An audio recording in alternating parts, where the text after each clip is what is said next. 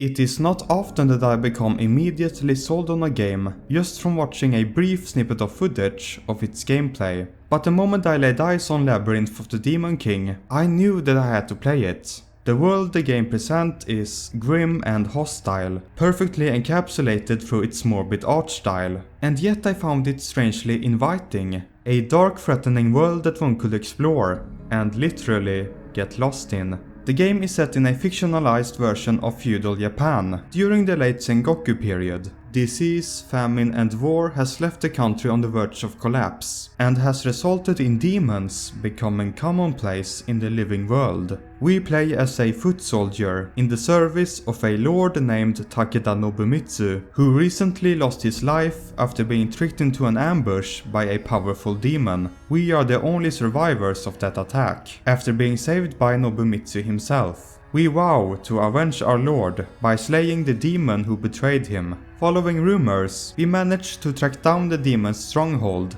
deep inside of an old forest, and this is where our journey begins. All of this exposition is delivered through text alone, which is fine. As much as I would have liked to have an epic opening cinematic where all of this information is presented, doing it like this is more cost and time effective, which also means that we get to experience what the game really has to offer a lot quicker. The story isn't really what the game is about anyway, as it is clearly illustrated to focus more on the tone and atmosphere. It is obviously inspired by the horror franchise Silent Hill in this regard. The game even begins with a similar walking through a terrifying misty forest section, like in the opening moments of Silent Hill 2. We soon reach a cave filled with stone lanterns, which shows that this used to be a sacred place dedicated to the gods. But as we reach further inside, we see that this is no longer the case. There we witness a demon in the midst of eating an unfortunate explorer, who by the still lit torch in his hand is indicated to have entered minutes before us. After the demon disappears up into the darkness, we take the torch to help guide us through the rest of the cave,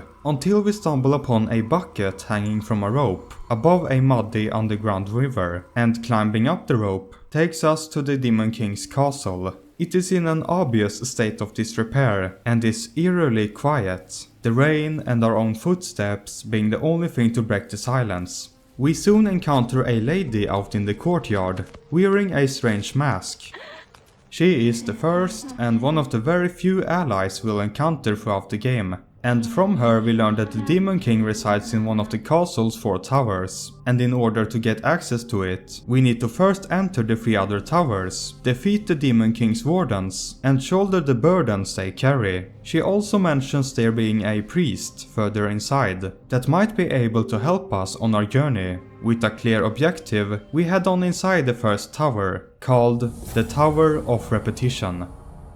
It is by far the most expansive and content-heavy of the 4 towers, which is quite strange considering that the first level or area of a game is usually meant to ease the player into the gameplay, but here it's the opposite. I don't think it's an issue here though, as the tower does a great job at presenting what the game in the end boils down to. To progress to the next area, we need to first unlock a door that requires 4 different gemstones in order to open. These stones can be found throughout the tower, and so it forces us to explore the different rooms, floors, and narrow corridors, whilst solving puzzles and having friendly scuffles with the local inhabitants. The game is very clearly inspired by dungeon crawlers and survival horror games, like the aforementioned Silent Hill franchise, whilst having a greater emphasis on combat. And it doesn't take long from when we enter that we get the first real taste of how fighting works. Now, there is a tutorial that begins automatically when you start a new game, which teaches you the basics of combat. But it's a bit different when you're facing something adamant of painting the walls with your viscera compared to just simple training. A lot of players seem to have conflicted feelings surrounding the combat, because of how much it restricts you.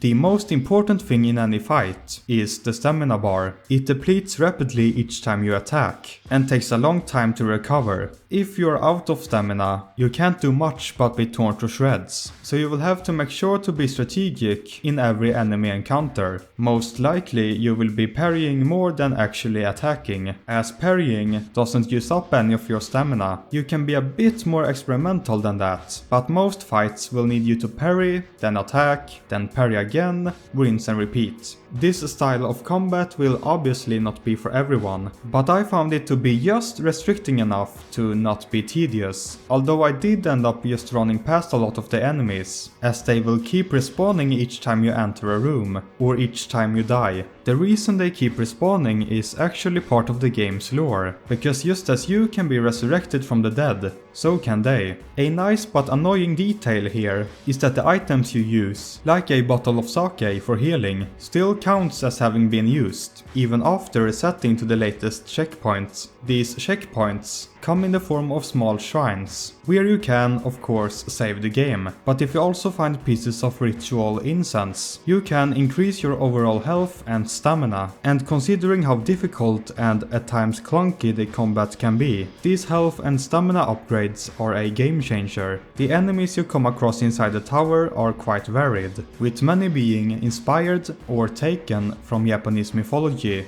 But most common among them are these disfigured humanoid creatures, possibly former servants of the castle or adventurers who came here for the same reason as you, but unlike you, they have lost most of their humanity and succumbed to the madness of this place after possibly many years of torment. Not every single one of them will try to hurt you at first. Some will just stand in place, trembling in fear, perhaps hoping to avoid the cycle of brutally dying, only to be resurrected and forced to experience it again and again. All the others will attack anyone in sight, even other enemies. They don't care who's friend or foe, they only seek to quench their undying bloodlust. It's a tragic scenario that I feel gives a lot more depth to the place and its occupants, who could have easily just felt like a simple problem for you to resolve. What first drew me to the game was its art style and tense atmosphere, which can be found all across the tower, and I think the soundtrack and ambience is especially effective in making the player feel suspenseful and on edge at any given moment. Most notably when you head down into the basement, where it's hard to see where you're going, and the music sounds like it's out to kill you. Exploring the basement is one of the most tenseful things I've ever experienced in a game.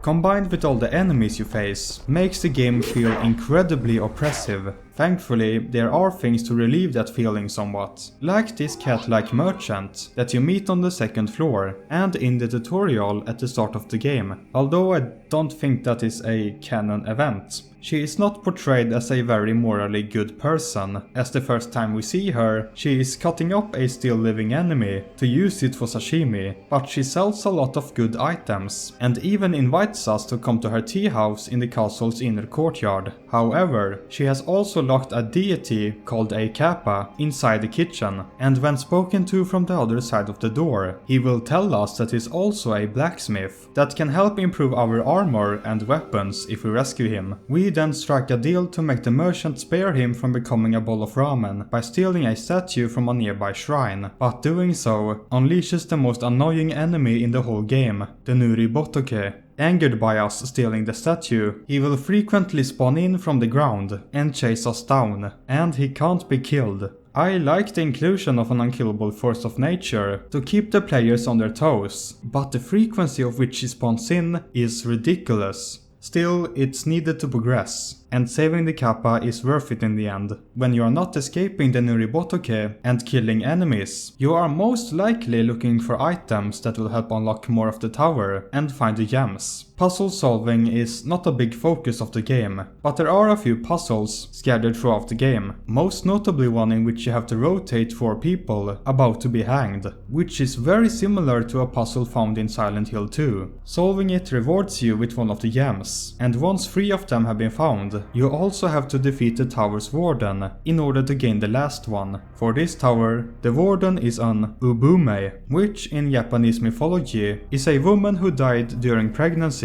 or childbirth. Presented in-game as a tall ghostly woman with massive fingernails trying to rip you apart. When she blocks one of your attacks, you can see that she's protecting the baby she carries in her arms. Besides that, it is quite a forgettable fight, as she's basically just a normal enemy with more health. With her dead, we absorb her burden and then place the last gem inside the door downstairs and enter the castle's inner courtyard. We soon find a sign pointing in the direction of the merchant's tea house. We find that the entrance to it is just a big hole in the ground. Climbing through it leads to the tea house, where we are welcomed by the merchant, congratulating us for making it past the first tower. The Kappa can be found outside in the garden, and as it turns out, he and the merchant are married, which is quite worrying since she recently wanted to eat him. The tea house serves as the main hub area of the game, and despite the foreboding mist is a very tranquil place, where you can interact with your allies, drink a nice cup of matcha tea, and rest up before once again entering the castle. From this point, we are now able to choose between which of the other 2 towers we want to complete first. It doesn't really matter in the long run which one you pick, but it will mean gaining access to certain things a lot quicker, depending on your choice. The game does, however, discreetly nudge you towards a specific one of them, that being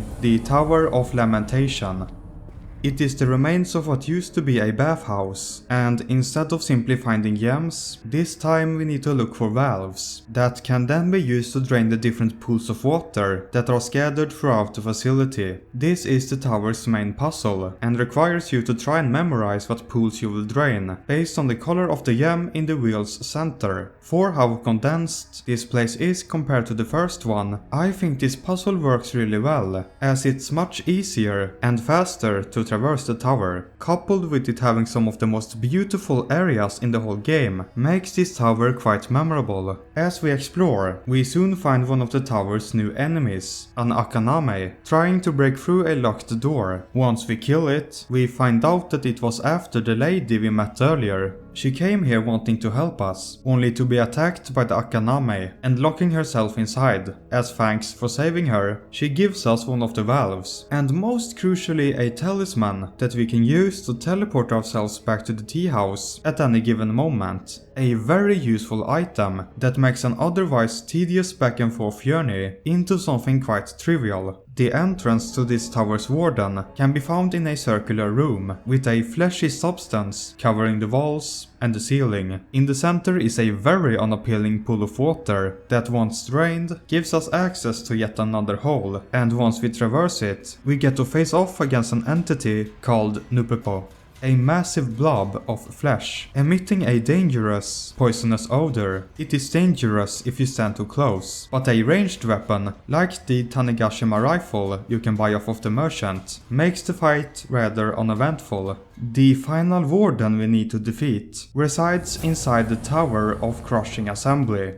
A big shift from the previous towers, as the first floor is essentially one big maze-like prison, with skeletons now roaming the dark halls, which takes forever to kill, by the way. Some of them are harder to kill than the bosses. In the center of the first floor is a massive room covered in cobwebs, and in it resides a giant demonic spider called the Tsushigomo. After killing it, we find that one of its victims is still alive, but trapped inside of a cocoon, which turns out to be the priest the lady spoke of before. Much like us, he came here to defeat the Demon King, but was trapped by what he refers to simply as a pest. And so, to our dismay, it turns out that the spider was not the tower's warden. He gives us a couple of talismans, which can be used as one-time spells against enemies. He then returns to the tea house. If we head back there, we can now see that both him and the masked lady reside there. The priest can sell us more talismans, and we can also learn that he is no longer sure if he even is a priest anymore, stating that he will need some sake in order to refresh his memory.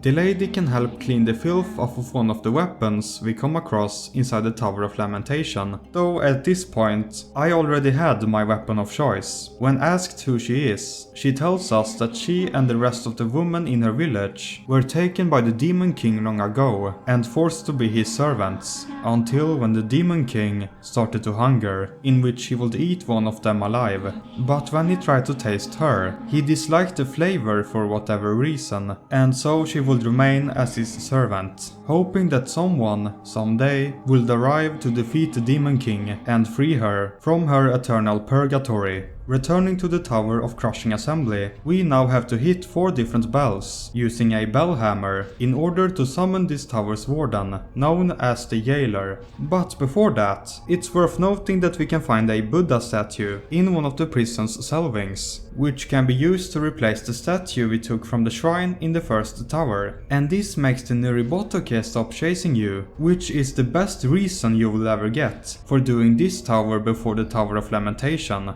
After ringing all of the bells, we must now fight against the Jailer. He is a bit trickier compared to the other 2 wardens, as he will frequently spawn in a skeleton soldier to attack you and will use a shockwave to throw you backwards if you come too close. But again, having a rifle trivializes the fight to an absurd degree. The only downside is that you can only have 5 bullets at a time, so that you can't beat him with only that weapon. But it still takes a huge chunk off of his health bar, and with another few good hits, he falls like a sack of bricks. To open the gate to the Demon King's tower, we need to use 4 wooden coins that we have acquired after defeating every boss. Putting them in the right order on a pedestal lets us finally enter the heart of the Demon King's lair. To not give too much away, I found the confrontation and fight against the Demon King to be quite underwhelming. But what wasn't underwhelming is the event that takes place just before. When we first enter the tower, we are greeted with traditional Japanese folk music in the style of what is known as no theater, combined with the sound of a man using kagegoe shouts to create intensity.